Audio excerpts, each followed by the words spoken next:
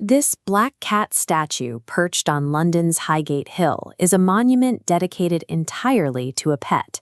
The cat is deeply embedded in the city's identity, even appearing on the official logo of the nearby Whittington Hospital.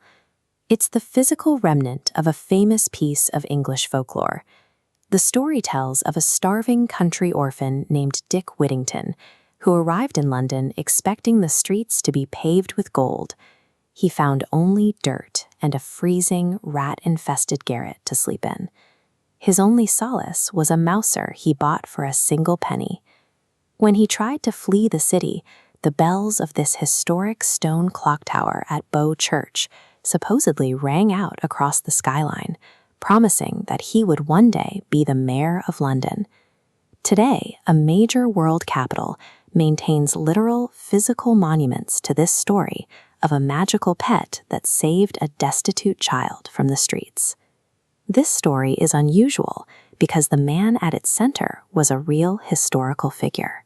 Richard Whittington served as the mayor of London multiple times between 1397 and 1419. But the historical record contradicts the fable. He was never an orphan. He arrived in the city as the highly privileged younger son of a Gloucestershire knight. He built his fortune as a successful textile merchant, financing the reigns of Kings Richard II and Henry IV. And the famous cat?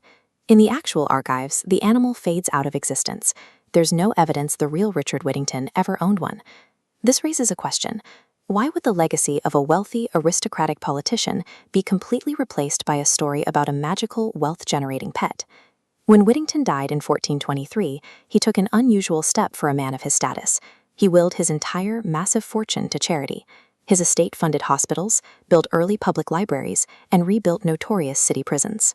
The people of London wanted to honor the man who had transformed their city, but the real Richard Whittington was an untouchable member of the elite class who they couldn't easily relate to. Bridging this gap required a new narrative. To make him a folk hero, his biography was rewritten to remove his noble birth. The challenge? Turn him into a self-made outsider while maintaining the outcome of his massive historical wealth. To explain how a commoner could become a billionaire without the help of family titles, the legend needed an external source of fortune that didn't rely on aristocratic privilege. The fictional cat provides that explanation.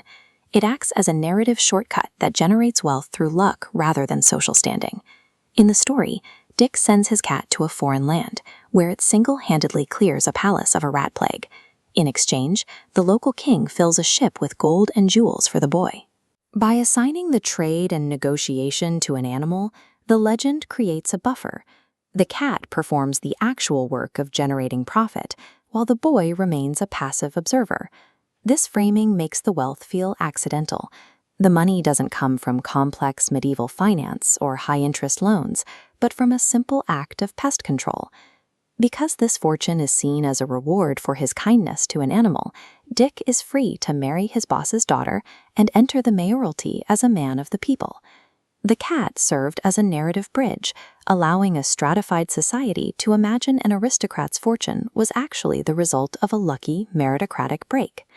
Whittington was only one of dozens of wealthy merchants who served as mayor of London during the Middle Ages, but centuries later, almost all of those other politicians and financiers have been entirely forgotten. This 16th century portrait shows how completely the legend won out. By the 1500s, artists were already painting the real man with the fictional animal in his lap.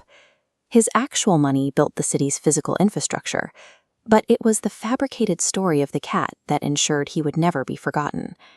That cat performed a very real job for Richard Whittington.